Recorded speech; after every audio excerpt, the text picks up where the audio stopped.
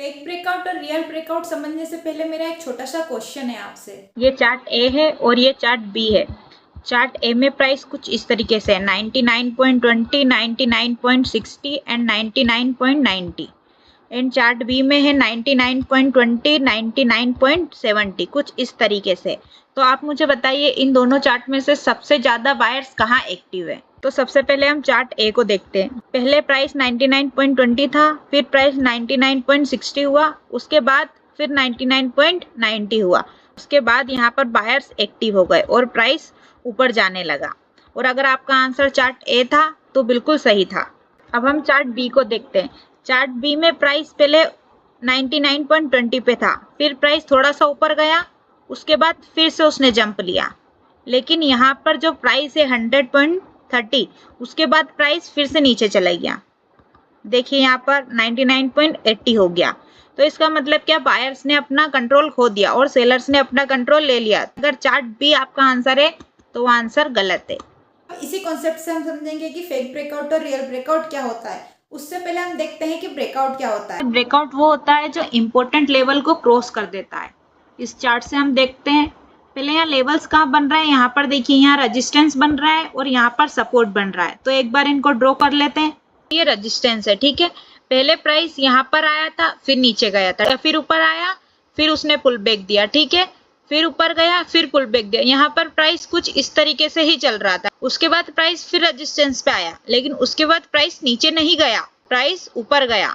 और जब प्राइस ऊपर गया तो इसी को ही हम क्या बोलते हैं, ब्रेकआउट। मतलब रेजिस्टेंस को यहाँ पर प्राइस ने तोड़ दिया, मतलब लेवल क्रॉस कर दिया उसने। यहाँ पर देखिए, यहाँ पर पहले प्राइस यहाँ था, फिर भी प्राइस वापस यहाँ पर आया एक बार। उसके बाद उसने यहाँ पर एक न्यू कैंडल बनाई, ठीक है। फिर यहाँ पर गया, ठीक है। देखिए यहाँ पर ये प्राइस लिखा हुआ है यहाँ पे, यहाँ देखिए। तो इसको हम बोलते हैं लेवल का क्रॉस होना। और जब लेवल क्रॉस हो जाते हैं तो उसको हम बोल देते हैं ब्रेकआउट। मैंने नोट्स में भी लिखा है कि ब्रेकआउट क्या होता है, जब प्राइस किसी इंपॉर्टेंट सपोर्ट या रेजिस्टेंस लेवल को क्रॉस करता है उससे ब्रेकआउट बोलते हैं, जैसा कि हमने समझ लिया। लेकिन हर ब्रेकआउट ट्रेड लेने लायक नहीं होता है, ठीक है। ये याद रखना है हमको, क्योंकि यही बिगिनर्स बहुत बड़ी गलती करते हैं। मेरे से हो चुकी है फ्रेंड्स, आप मत करना, क्योंकि मैं भी बिगिनर हूँ और ट्रेडिंग सीख रही हूँ। और जो मैं सीख रही हूँ वही आपके साथ शेयर कर रही हूँ, ठीक है। और अगर आपको ये नोट्स चाहिए तो फ्रेंड्स लिंक कमेंट में है, आप ले सकते हैं, वहां से डाउनलोड हो जाएंगे, ठीक है। प्राइस ने लेवल क्रॉस किया और तुरंत एंट्री ले ली, नहीं, ये भी नहीं करना है। लेकिन सिर्फ लेवल क्रॉस करना इनफ नहीं होता है, ठीक है। सिर्फ लेवल क्रॉस कर दिया और हमने एंट्री ले ली, ये गलत होता है, ठीक है। आगे हम देखते हैं कि ये रेजिस्टेंस है, ठीक है। अब प्राइस इस लेवल के ऊपर गया, मतलब इसने रेजिस्टेंस को तोड़कर, मतलब रेजिस्टेंस को क्रॉस करके ये प्राइस ऊपर गया, ठीक है। अब हम क्या करते हैं, यही एंट्री ले लेते हैं। फिर कुछ कैंडल्स के बाद प्राइस एकदम से नीचे आ जाता है, और ये एकदम से नीचे आ जाता है, हम उसी को क्या बोलते हैं, फेक ब्रेकआउट, ठीक है। तो इसको हम क्या बोलते हैं, फेक ब्रेकआउट।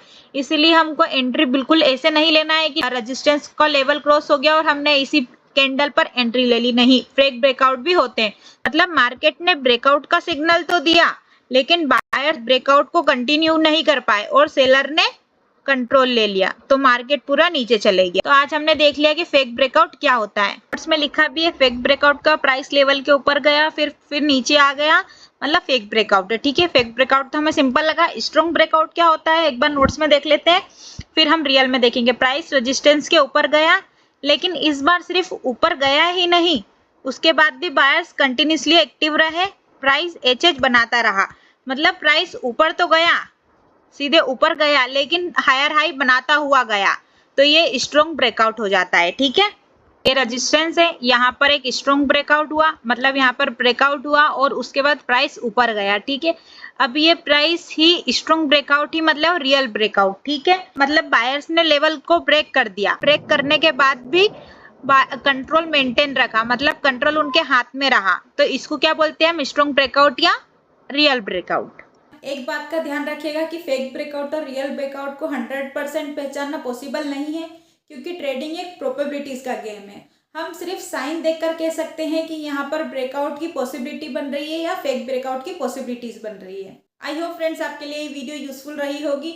मैं भी बिगिनर हूँ और ट्रेडिंग सीख रही हूँ फ्रेंड्स, जो मैं सीख रही हूँ वही आपके साथ शेयर कर रही हूँ। तो वीडियो को लाइक शेयर एंड सब्सक्राइब करना मत भूलिएगा। Thank you so much friends.